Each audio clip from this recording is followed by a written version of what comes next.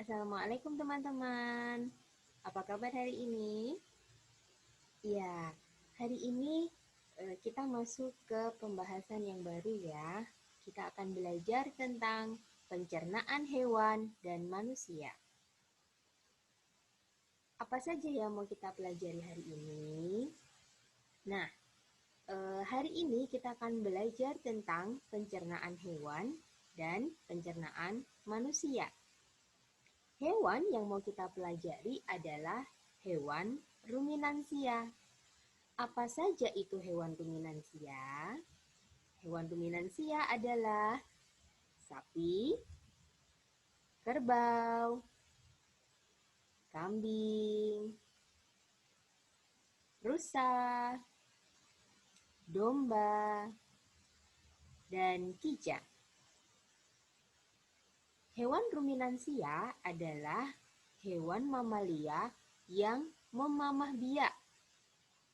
Hewan ini melakukan pencernaan mulut 2 kali. Nah, untuk lebih jelasnya, yuk kita lihat bagan sistem pencernaan hewan ruminansia. Ini dia. Organ pencernaan hewan ruminansia terdiri dari retikulum, abomasum, omasum, dan rumen. Kita akan melihat video sistem pencernaan pada hewan ruminansia untuk membuat kalian lebih paham tentang sistem pencernaan pada hewan ruminansia ini.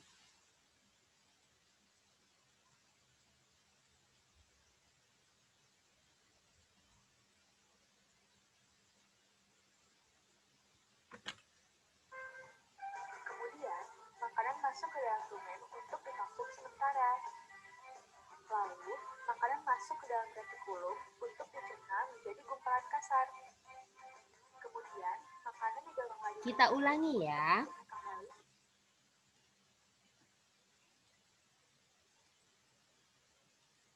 Kali ini kita akan belajar proses pencernaan sapi atau mamalia.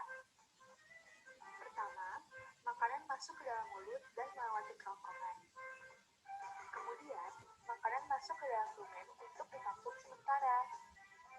Lalu, makanan masuk ke dalam retikulum untuk dicerna menjadi gumpalan kasar.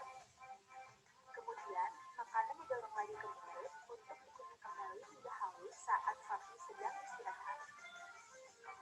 Setelah dari mulut, makanan masuk ke dalam omasum untuk dihaluskan secara kimiawi dengan bantuan enzim. Lalu, makanan masuk ke dalam lambung terakhir, yaitu abomasum. Abomasum merupakan tempat makanan dicerna dibantu oleh enzim dan asam klorida. Setelah dari abomasum, makanan masuk ke usus halus untuk diserap sari-sari makanannya dan diedarkan ke seluruh tubuh. Makanan sisa yang tidak dicerna akan keluar melalui anus.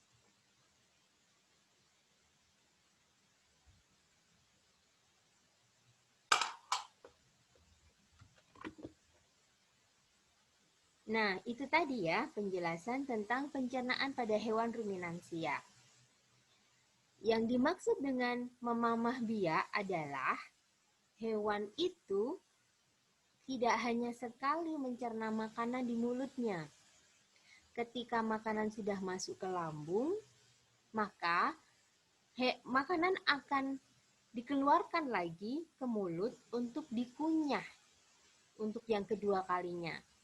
Nah, itulah kenapa sapi dan teman-temannya atau hewan ruminansia ini disebut sebagai hewan memamah biak. Itu ya teman-teman.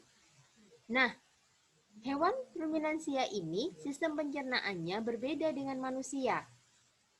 Sistem pencernaan pada manusia jauh lebih kompleks. Kita akan lihat sistem pencernaan pada manusia. Ini dia. Organ pencernaan manusia terdiri dari mulut, kemudian kerongkongan, kemudian lambung, usus halus, usus besar yang berwarna hijau, kemudian anus yang berwarna biru. Sekali lagi ya, makanan berawal, sistem pencernaan ini berawal dari mulut, kemudian masuk ke kerongkongan, masuk ke lambung, kemudian ditambah dengan enzim-enzim, kemudian dia masuk ke usus halus, setelah itu masuk ke usus besar, dan terakhir akan dibuang melalui anus. Kita akan lihat video sistem pencernaan manusia untuk lebih tahu detail dari sistem pencernaan manusia. Sistem pencernaan.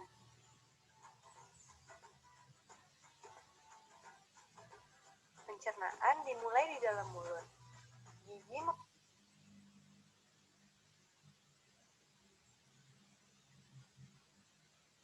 Kita ulangi ya teman-teman. Sistem pencernaan.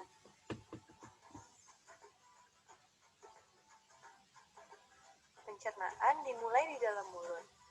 Gigi memotong makanan. Kelenjar ludah menghasilkan enzim yang berfungsi untuk menghaluskan makanan agar mudah ditelan. Lidah mendorong makanan ke kerongkongan. Di kerongkongan, makanan didorong dan diremas agar masuk ke dalam lambung. Proses ini terjadi selama 5-6 detik. Lambung memiliki 3 fungsi, menyimpan makanan selama 2-4 jam, melumatkan dan mencampur makanan dengan aneka enzim dan cairan asam lambung, memasukkan makanan ke usus kecil hingga lambung kosong kembali. Di usus kecil atau usus halus, zat-zat gizi seperti protein, lemak, karbohidrat, vitamin, dan mineral diserap oleh tubuh.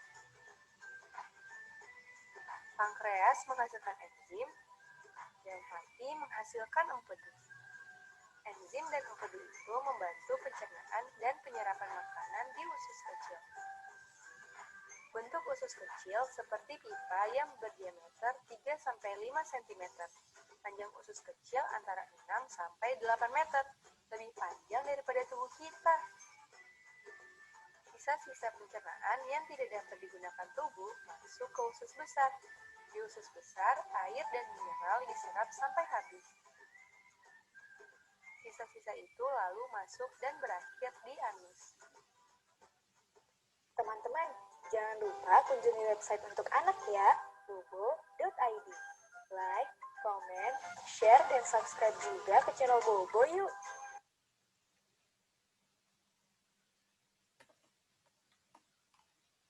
Ya, itu tadi ya.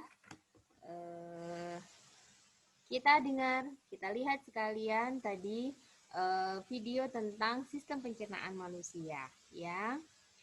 Kelihatannya rumit, tapi sebenarnya kita tidak menyadari sistem pencernaan manusia itu berjalan ketika kita sedang melakukan banyak sekali aktivitas. Nah, karena kadangkala aktivitas yang kita lakukan tidak seimbang dengan asupan makanan yang masuk, maka kadangkala kita mengalami gangguan sistem pencernaan.